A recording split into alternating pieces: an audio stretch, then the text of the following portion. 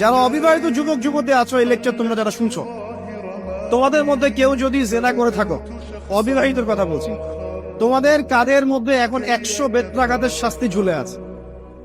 সূরা নূরের 1 থেকে 3 নম্বর আয়াত পড়ে দেখবে, অবিবাহিত যুবক যুবতী যদি জেনা করে তাদের শাস্তি হচ্ছে 100 বেত্রাঘাত, তাও জনসমক্ষে, এবং এক বছরের জন্য নির্বাসন।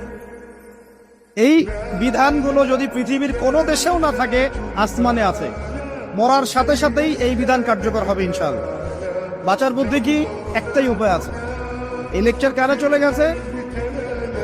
অনতি বিলম্বে ওযু করবে, ওযু করে খালেস ভাবে রাতের শেষ রাতে জায়নামাজ বিছাবে, জায়নামাজ বিছিয়ে আল্লাহর সামনে দাঁড়িয়ে 2 রাকাত নামাজ পড়বে, পরে নিজের পাপের কথা স্মরণ করে চোখ দিয়ে দরদর করে পানি ফেলে দিবে, আল্লাহকে সেজদায় গিয়ে বলবে, আল্লাহ আমি জেনা করেছি, আমাকে মাফ করো, আমার এই পাপের কথা কেউ জানে না, তুমি জানো, মাফ করে দাও।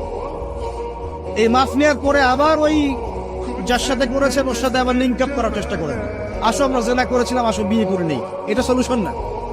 জেনা করেছেন, আগে তওবা করে ফিরে আসতে হবে, তারপরে পুরো জীবন ইসলামিক লাইফ লিড করতে হবে।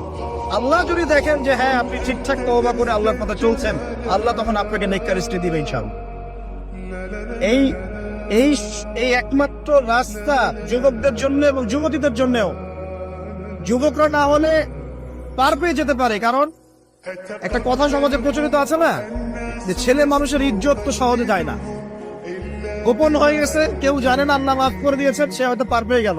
কিন্তু এই যে মেয়ে, তুমি যে 8-10টা ছেলের সাথে জেনা করেছো, তোমার ইজ্জতের কি হবে? তোমার যে সতীত্ব তুমি নষ্ট করেছো, তুমি তো বিয়ের পর কোনো ঘরে গেলে সে হাজবেন্ডও বুঝতে পারবে তুমি আর সতী সাথী নও। তখন তোমার কি হবে?